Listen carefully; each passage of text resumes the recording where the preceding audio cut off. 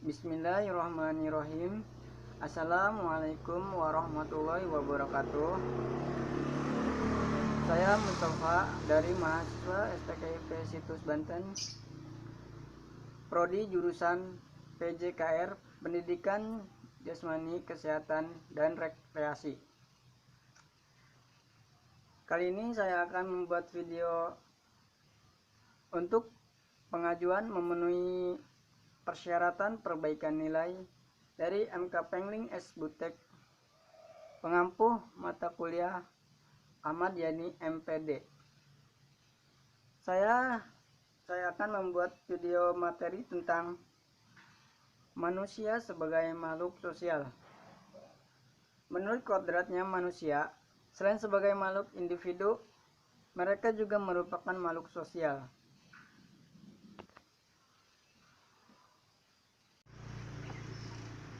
Kali ini saya akan membuat video tentang materi pemaparan manusia sebagai makhluk sosial. Menurut kodratnya, manusia selain sebagai makhluk individu, mereka juga merupakan makhluk sosial. Adapun yang dimaksud istilah sosial berasal dari kata bahasa Latin socius, yang artinya berkawan atau masyarakat. Sosial memiliki arti umum, yaitu kemasyarakatan, dan dalam arti sempit mendahulukan kepentingan bersama atau masyarakat. Adapun dalam hal ini yang dimaksud manusia sebagai makhluk sosial adalah makhluk yang hidup bermasyarakat, dan pada dasarnya setiap hidup individu tidak dapat lepas dari manusia lain. Manusia adalah ayat kedua dari wahyu pertama yang diterima Nabi Muhammad SAW. Dapat dipahami sebagai salah satu ayat yang menjelaskan hal tersebut.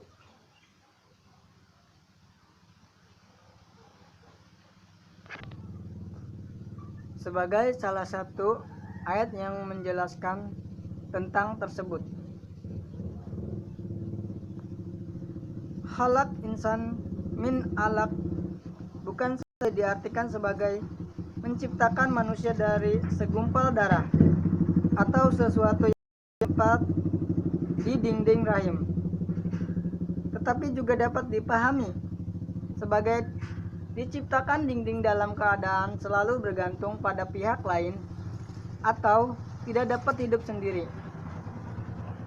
Ayat lain dalam konteks ini adalah Surat Al-Hujurat ayat 13. Dalam ayat tersebut secara tegas dinyatakan bahwa manusia diciptakan terdiri dari lelaki dan perempuan. Bersuku-suku bahwa manusia diciptakan terdiri dari laki-laki, bersuku-suku dan berbangsa-bangsa, agar mereka saling mengenal. Dengan demikian, dapat dikatakan bahwa menurut Al-Quran, manusia secara fitri adalah makhluk sosial dan hidup bermasyarakat merupakan satu keniscayaan bagi mereka.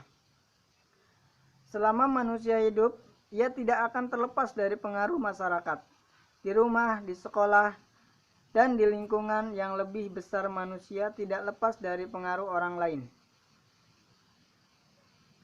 Oleh karena itu, manusia dikatakan sebagai makhluk sosial, yaitu makhluk yang dalam hidupnya tidak bisa melepas diri dari pengaruh manusia lain. Manusia sebagai makhluk sosial, zon politon, artinya manusia sebagai individu tidak akan mampu hidup sendiri dan berkembang sempurna tanpa hidup bersama dengan individu manusia lainnya.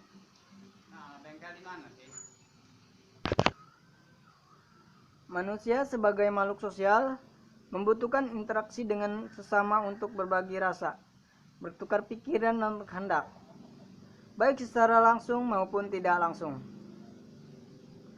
verbal maupun non-verbal. Hal ini secara alami tertanam dalam diri setiap individu, dan secara alami pula dilakukan sejak lahir. Dengan berkomunikasi, manusia dapat saling berhubungan satu sama lain baik secara individu maupun kelompok dalam kehidupan. Komunikasi adalah proses pernyataan antara manusia. Di dalam konteks sosial, manusia sering disebut masyarakat. Setiap orang akan mengenal orang lain. Oleh karena itu, perilaku manusia selalu terkait dengan orang lain. Ia melakukan sesuatu dipengaruhi faktor dari seperti tunduk pada aturan.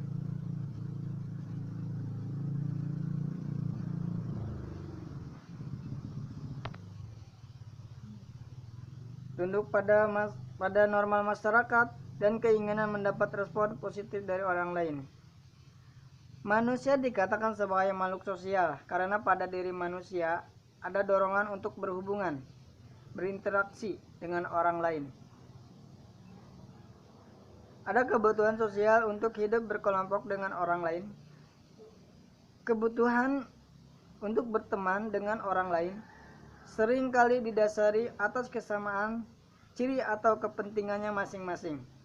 Misalnya, orang yang cenderung untuk mencari teman sesama artis lagi.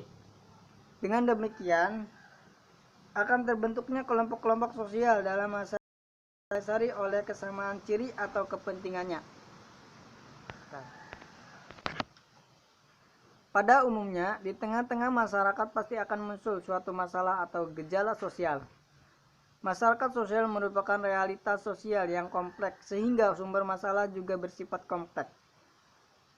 Masalah sosial terjadi karena ada sesuatu yang salah dalam kehidupan sosial. Dengan demikian, mendiagnosis masalah sosial berarti mencari apa dan siapa yang dianggap bersalah dalam realitas kehidupan sosial tersebut. Oleh sebab itu, sumber penyebab masalah dapat berasal dari level individu maupun sistem. Guna penanganan masalah sosial yang lebih berkomprehensif, kedua pendekatan tersebut dapat digunakan secara bersama-sama dalam mendiagnosis masalah. Apabila sumber masalahnya berasal dari level sistem, maka pemecahan masalah tidak akan efektif jika hanya merupakan penanganan pada individu penyandang masalah.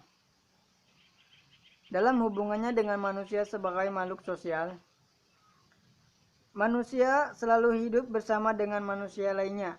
Dorongan masyarakat yang dibina sejak lahir akan selalu menampakkan dirinya dalam berbagai bentuk, sehingga dengan sendirinya manusia akan selalu bermasyarakat.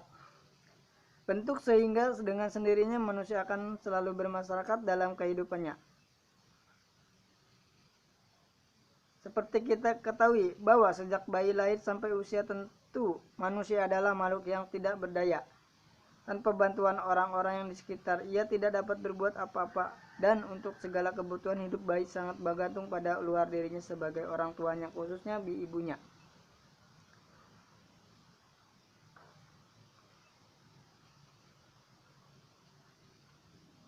Bagi si bayi, keluarga merupakan segitiga abadi yang menjadi kelompok sosial pertama dikenalnya. Pada perjalanan hidup yang selanjutnya, keluarga akan tetap menjadi kelompok pertama, tempat meletakkan dasar kepribadian dan proses pendewasaan yang di dalamnya selalu terjadi. Sosialisasi untuk menjadi manusia mengetahui pengetahuan dasar nilai-nilai, norma sosial dan etika pergaulan.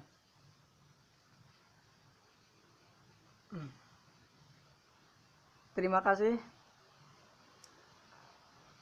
Cukup pemaparan tentang manusia sebagai makhluk sosial.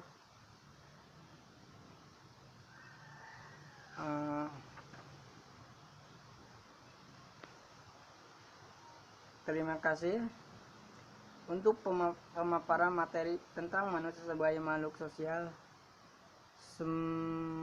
Mudah-mudahan bisa melengkapi persyaratan perbaikan nilai IMK mata kuliah Pengling S. Buktek. Assalamualaikum warahmatullahi wabarakatuh.